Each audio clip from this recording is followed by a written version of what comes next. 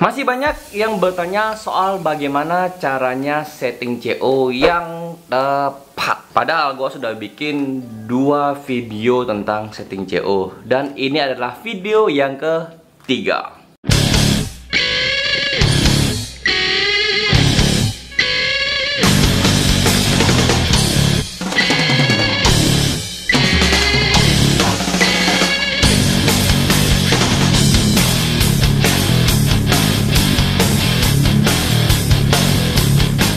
Halo guys, gue Andra Fares dan selamat datang di channel gue.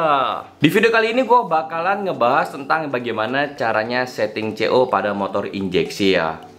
Tapi yang perlu gue pertegas adalah ini settingan CO berdasarkan dari bengkel resmi ya, atau dealer resmi. Angka-angkanya berdasarkan dari yang mereka ajarkan ke gue ya. Jadi ini adalah sistemnya memang coba-coba ya, bukan langsung angka yang pasti banget yang bisa dibilang cocok di motor kalian. Karena setiap motor itu punya karakter yang berbeda berdasarkan dari ridernya juga ya. Jadi kalau ridernya tipenya A ya tipenya A, rider tipe B ya tipe B gitu. Jadi kalau kebetulan motor itu sama dengan kondisi yang mungkin ya mesinnya juga sama dan juga pakai knalpot yang sama, itu bisa jadi ya settingan CO-nya berbeda ya. Jadinya gua bakalan membahas sedikit soal settingan CO berdasarkan bengkel resmi.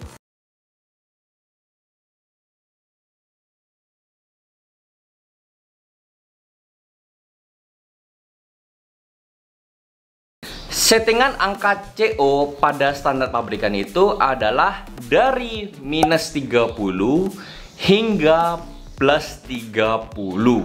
Yang dimana kalau motornya itu bener-bener standar banget ya, baru keluar dari pabrikan, itu nilainya adalah 0 ya untuk settingan CO-nya. Kalau settingannya ke angka minus, itu berarti suplai BBM-nya dikurangi. Yang artinya motor kalian itu bisa lebih irit, tapi risikonya adalah mesin jadi cepat panas dan busi bakalan lebih cepat kering ya. Dan efeknya ya jeleknya sih bisa meledak itu businya. Kalau di angka plus, itu suplai BBM bakalan lebih bertambah. Yang artinya motor bisa lebih kencang, pembakarannya juga sedikit lebih besar, tapi BBM pastinya lebih boros. Serta ada kemungkinan busi juga cepat basah ya, dan itu juga bisa cepat menghitam begitu loh.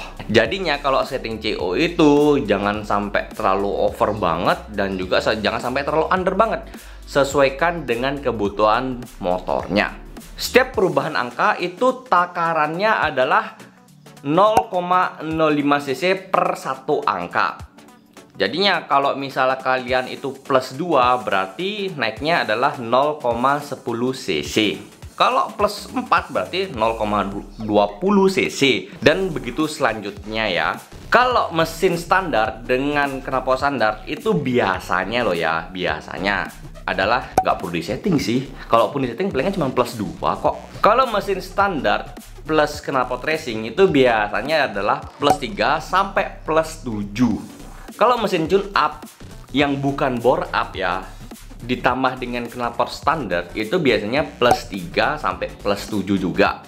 Kalau mesinnya sudah di tune up tanpa bore up plus knalpot racing itu biasanya plus 4 sampai dengan plus 8. Kalau mesinnya sudah di bore up itu biasanya ya minimal plus 10, tergantung dari berapa naik cc-nya, atau bisa sampai dengan plus 20, bahkan yang ekstrimnya adalah hingga plus 30. Kalau yang paling ekstrim adalah hingga ganti injektor ya, karena kalau cc-nya terlalu besar dan plus 30 itu belum cukup, ya udah ganti injektor lebih gede, jadi semburannya lebih banyak lagi BBM-nya, jadi pembakarannya lebih maksimal dan lebih oke. Itu kalau motor yang bisa disetting di bengkel resmi. Gimana kalau motor yang tidak bisa disetting di bengkel resmi? Dalam arti ya motornya itu ya nggak bisa disetting melalui standar pabrikan. Jawabannya adalah memakai salah satu dari 3 produk ini ya, yaitu ada dari open looper, piggyback dan ECU ya, atau ECU racing. Fungsinya adalah sama ya, yaitu memanipulasi suplai BBM ke injektor. Hanya saja perbedaannya adalah dari segi harga ya. Kalau yang paling murah itu adalah open looper, yang menengah adalah piggyback, yang terakhir yang paling mahal adalah ECU. Untuk pemakaian harian biasanya orang cukup dengan open looper ya. Atau kalau pengen yang lebih sedikit pengen eksperimen itu bisa menggunakan piggyback. Tapi kalau orang yang niat banget kalau memang bener-bener racing banget ya udah ganti ECU aja yang bisa disetting-setting gitu ya. Karena kok biasanya ganti ECU kebanyakan adalah orang yang bisa main racing atau memang kebutuhannya untuk kompetisi atau balapan. Jadinya ya nggak mungkin mereka memakai open looper atau piggyback, pasti langsung ganti ECU, itu sudah pasti.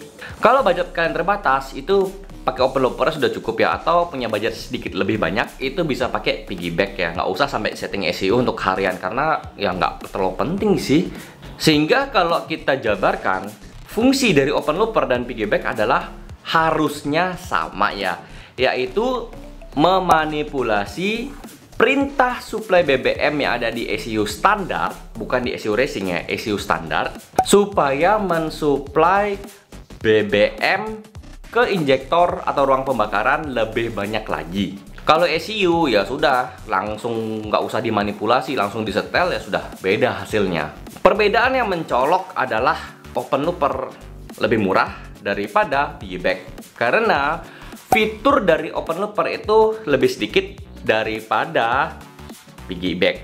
Ya jelas lah, fitur makin banyak ya harga makin mahal, ya sudah jelas gitu loh. Kalau ECU ya lebih mahal lagi gitu loh. Jadi jangan sampai kalian ya mikir kalau kenapa ECU lebih mahal.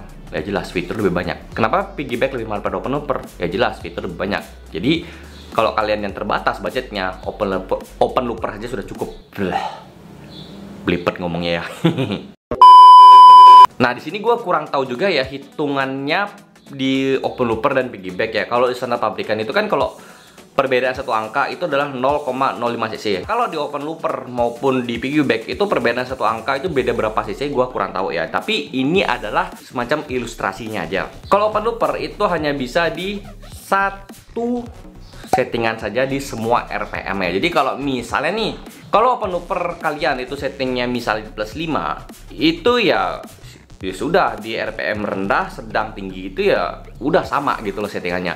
Tapi kalau piggyback itu kalian bisa setting di RPM rendah, sedang, tinggi. Misalnya rendah kalian setting plus 5, yang sedang kalian setting plus 6, yang tinggi kalian setting plus 8. Ya itu bisa gitu loh, karena fiturnya lebih banyak daripada open looper. Nah itu sesuai dengan kebutuhan kalian dan sesuai dengan budget kalian ya. Jadi jangan paksakan beli piggyback kalau kalian dananya cukup di open looper, karena ya untuk harian harus sudah cukup sih di open looper ya. Sebenarnya open looper itu kurang lebih settingannya sama dengan yang di pabrikan, karena kalau setting pabrikan itu ya kalau misalnya sekarang kayak di motor gua nih ya, sekarang di plus 4 ya udah RPM rendah, sedang, tinggi ya udah plus 4 semua gitu loh. Karena menurut gua ya ngapain di setting macem-macem kalau nanti hasilnya juga macem-macem juga. Karena kan bisa dibilang ya, settingan mesin itu gak semuanya langsung bisa cocok. Itu harus namanya ya eksperimen, coba-coba. Jadi kalau nanti ada yang komen di bawah ya, Bang berapa sih yang cocok untuk motor gua?